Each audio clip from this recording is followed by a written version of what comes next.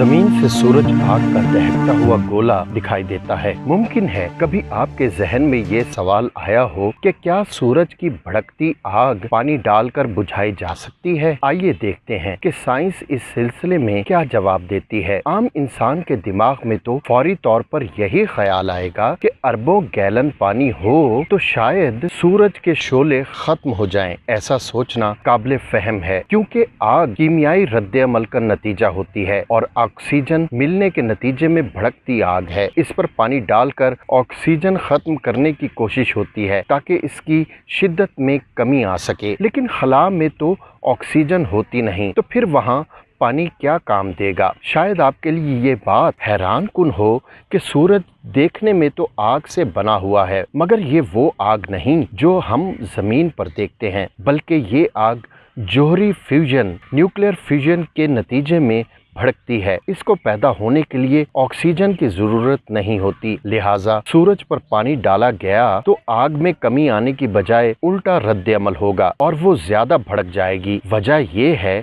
कि पानी की शक्ल में हम सूरज को ज्यादा हाइड्रोजन फराहम कर देंगे जो जोहरी फ्यूजन का ईंधन है। नतीजे में वो ज्यादा भड़क कर रोशन हो जाएगा। अगर बहुत ज्यादा पानी डाला जाए तो सूरज के दर्जा हरारत में कमी जरूर आएगी, मगर वो आर्जी साबित होगी। वैसे भी अरबों गैलन पानी सूरज तक ले जाना भी बड़ा मसला है। वो पहुंचने से पहले ही उबलकर बुखारात की शक्ल इख्तियार कर लेगा। कुरान मजीद ने 1400 साल पहले कहा, तर्जुमा, और जिस दिन समंदरों को आग लग जाएगी। जो दावा कुरान ने 1400 साल पहले कहा, आज जदीद साइंस उसकी तस्दीक कर रही है। नुज़ूल कुरान के वक्त कोई नहीं जानता था कि पानी हाइड्रोजन और ऑक्सीजन गैस पे मुश्तमिल है, और अगर पानी को तहलील कर दिया जाए तो उसकी हाइड्रोजन आग पकड़ लेगी और पानी बजाय आग बुझाने के आग भड़का देगा। कुरान की तरफ से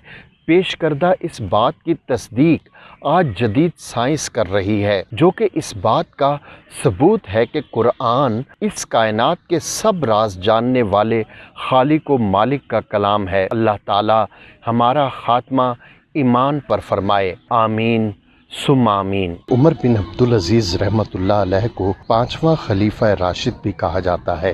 आपके दौर में ज़मीन अदलो इंसाफ से भर गई, जिसकी वजह से आपको हज़रत अबू बकर सद्दीक रज़ी अल्लाह ताला अन्हो, हज़रत उमर फ़ारूक रज़ी अल्लाह ताला अन्हो, हज़रत उस्मान गनी रज़ी अल्लाह ताला अन्हो और हज़रत अली रिज़वानुल्लाह अलैहिम अजमईन के बाद 5वां खलीफा राशिद करार दिया जाता है। आप जब तक खलीफा नहीं बने थे तब तक आपके माल और दौलत का अंदाजा करना भी मुश्किल था, लेकिन जैसा ही ये बारे गिरां आपके कंधों पर आया तो आपने इतनी सादा जिंदगी इख्तियार की कि उसकी मिसाल ढूंढने से भी नहीं मिलती। आपने अपना सारा माल और दौलत बैतुल माल में जमा करा दिया, यहाँ तक कि अपनी बीवी के जेवरात भी मुसलमानों के खजाने में जमा करा दिए। आपका ताल्लुक बनु उमैया से था। आपके खानदान ने अपनी खिलाफत व हुकूमत के ज़माने में अच्छी अच्छी जागीरों पर अपने इस्तेहकाक से ज़्यादा कब्जा कर लिया था, जिसमें दूसरे मुसलमानों की हक तलफी हुई थी, मगर चूँकि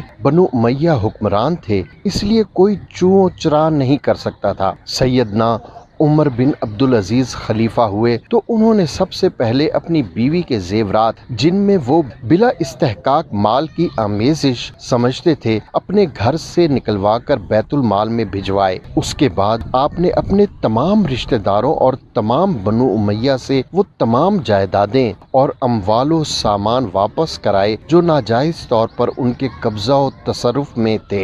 उज़ैर रहमतुल्लाह अलैह कहते हैं कि एक रोज हजरत उमर बिन अब्दुल अजीज के मकान में बनु उमैया के अक्सर अशराफ व सरदार बैठे हुए थे। आपने उनसे मुखातिब होकर फरमाया कि तुम्हारी ये ख्वाहिश है कि मैं तुम्हें किसी लश्कर का सरदार और किसी इलाके का मालिक व हाकिम बना दूं, लेकिन याद रखो मैं इस बात का भी रवादार नहीं हूँ, क्योंकि मेरे मकान का फर्श तुम्हारे पैरों से नापाक हो। तुम्हारी हालत बहुत ही अफसोसनाक है। मैं तुमको अपने दीन और मुसलमानों के अगराज का मालिक किसी तरह नहीं बना सकता। उन्होंने अर्ज किया कि क्या हमको बवजह कराबत कोई हक और कोई फजीलत हासिल नहीं? आपने फरमाया कि इस मामले में तुम्हारे और एक अदना मुसलमान के दरमियान मेरे नज़दीक रत्ती बराबर फ़र्क नहीं है। मुसल्लमा बिन अब्दुल मालिक का कौल है कि मैं उमर बिन अब्दुल अजीज़ रहमतुल्लाह ताला की अयादत के लिए गया तो देखा कि वो एक मैला कुर्ता पहने हुए हैं। मैंने अपनी बहन यानी उनकी बीवी से कहा कि तुम उनका कुर्ता धो क्यों नहीं देती? उन्होंने कहा कि उनके पास दूसरा कुर्ता नहीं है कि इसको उतार कर उसे पहन लें। सैयदना उमर बिन अब्दुल अजीज़ रहमतुल्लाह अलैह के गुलाम अबू उमैया कहते हैं कि मैंने एक रोज़ अपने आका की खिदमत में अर्ज़ की कि मसूर की दाल खाते खाते नाक में दम आ गया है। उन्होंने कहा कि तुम्हारे आका का भी रोज़ का यही खाना है। एक रोज़ अपनी बीवी से कहा कि अंगूर खाने को जी चाहता है, अगर तुम्हारे पास कुछ हो तो दो।